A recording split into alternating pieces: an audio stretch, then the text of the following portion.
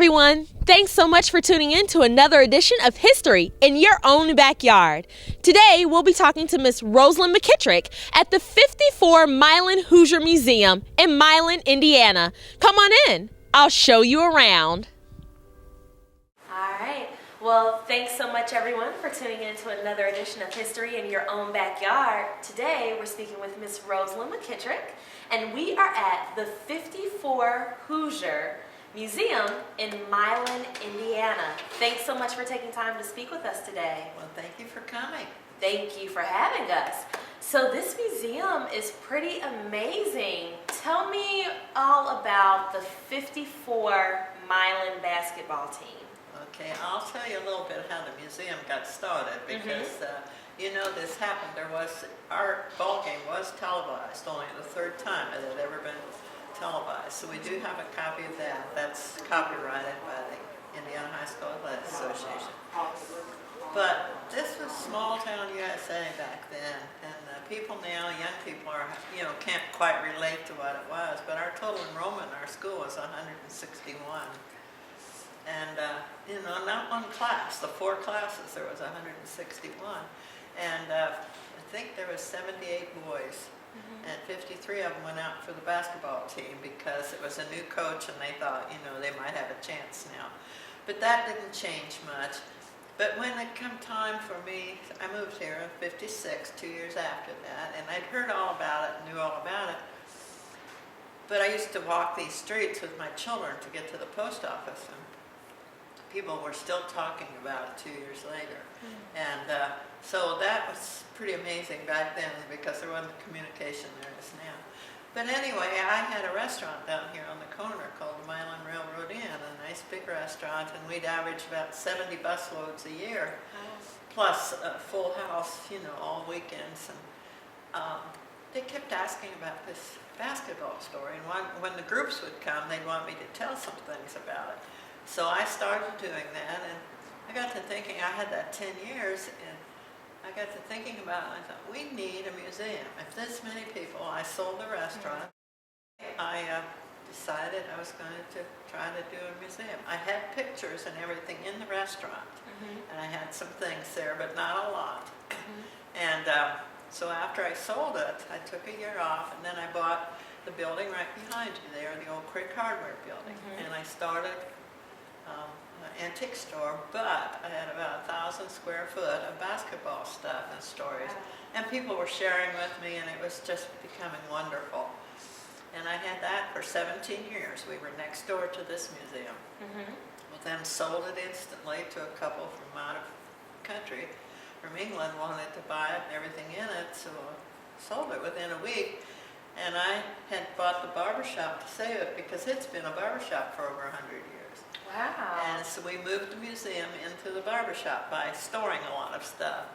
But people still came, and that made me realize we need to build on this and keep it, because these men are probably the finest men I've ever worked with. I mean, they're just totally cooperative in everything we do and enthusiastic, and and that's important if you're going to do something.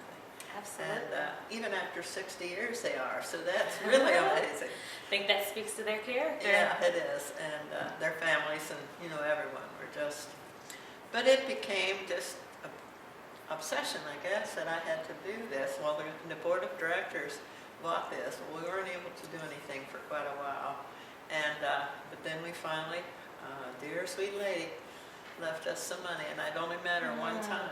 Wow. But she left enough to get this going. So how many boys or young men were on that team of 54? There were just 12, I believe, and they're all living but one. Wow. Ronnie Truitt is the only one that has passed away. So tell us, if someone were to visit this museum, what types of things would they be able to find here? Well, we have a lot of memorabilia, and we have we have included the movie part because that brought us more fame. So we have a lot of uniforms from the movie. We have Wishart Memorial just donated all the bed where Dennis Hopper was jumping up and down in the bed and everything, and they brought all that down recently. One of our board members paid to have it shipped, but they donated it to us, and that is metal pieces. I mean the dressers. And then we have a lot of the boys' personal stuff they have brought us. Now the uniforms were used the next 4 years, so that was hard to find any of them because. But we have one pair of shorts. And Bobby Plump's jersey was brought here by a young man that had found it in his mother's upstairs because he had wore it. Well, he was playing about 3 years after Bobby, and he brought it and showed it to me, and he said, you know, I really want to give this to Bob. And I said, that's where it's yours, you found it, you choose. So I think it's in the Hall of Fame in Indianapolis. Wow. But that's the kind of thing, and that was 50 years after the ball game. Well, I see we have basketballs here, and if people come in and they look around the top near the ceiling, I see there are other uniforms, cheerleader uniforms as well. And then behind you, there's actually a coat. Can you give us some history about that coat that's behind you? That belonged to Mrs. Wood, Marvin Wood, the coach's wife, and she had 2 small children at that time. Well, you know, they stayed in Indianapolis that night because the policeman, Indianapolis policeman that was their escort, took them backwards around Monument Circle, and then they stayed in Indianapolis, and they actually went to church with him and his wife the next morning. And so when they came home, there was traffic, you know, forever. And all the towns were wonderful. They all went out and cheered them through the town. There was no interstates or anything like that back then.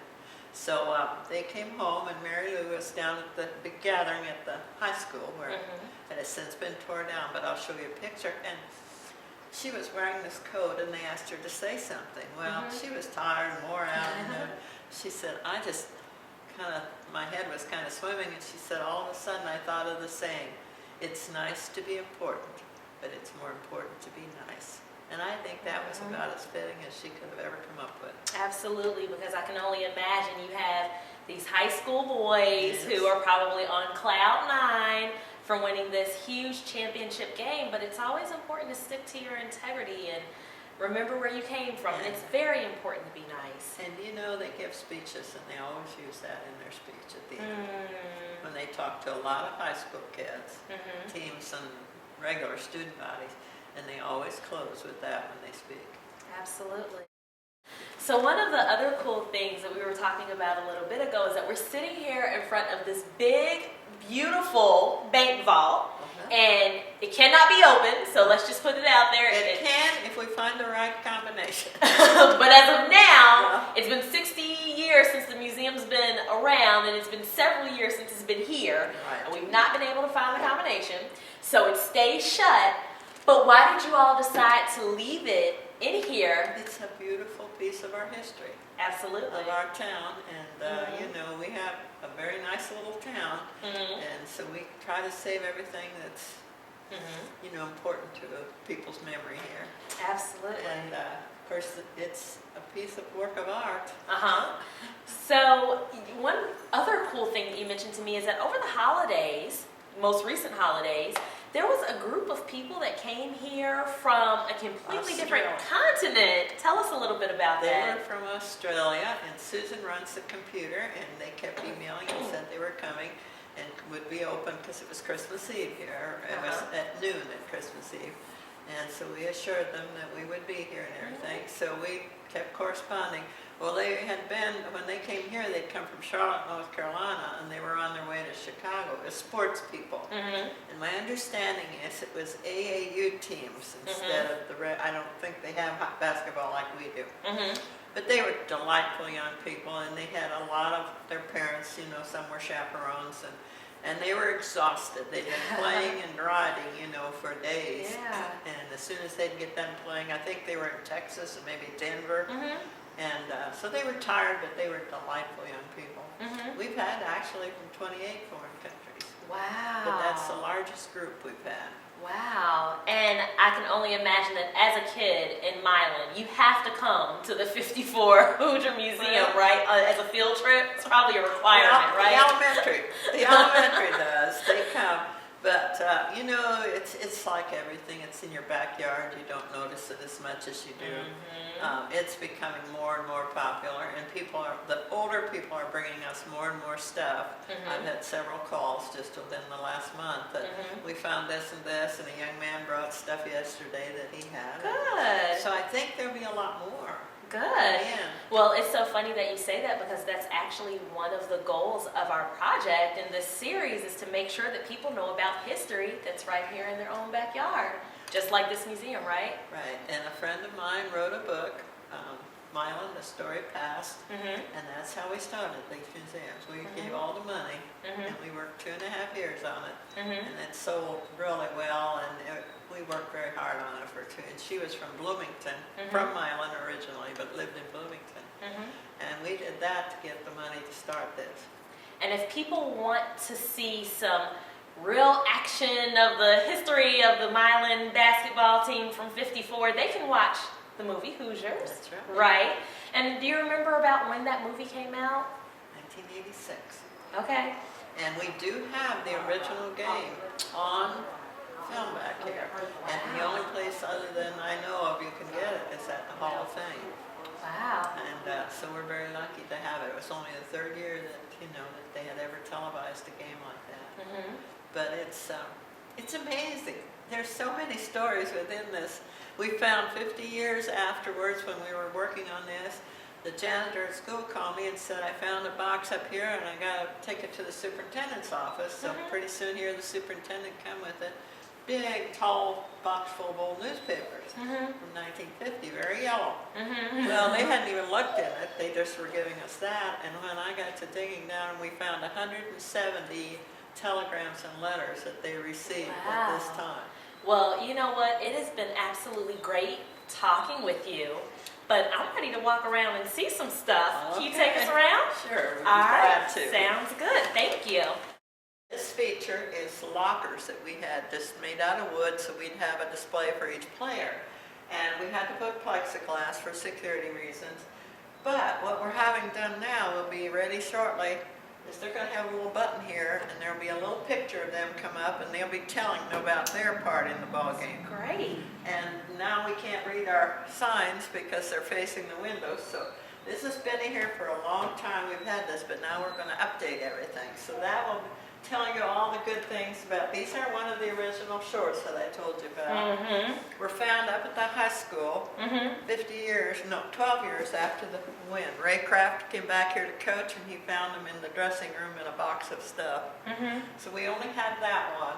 And these are some of their own jackets. Bill Jordan, he's the one that went into the movies and everything. And Roger Schroeder's going to be inducted into the Indiana Basketball Hall of Fame, which is a wonderful thing for him and us.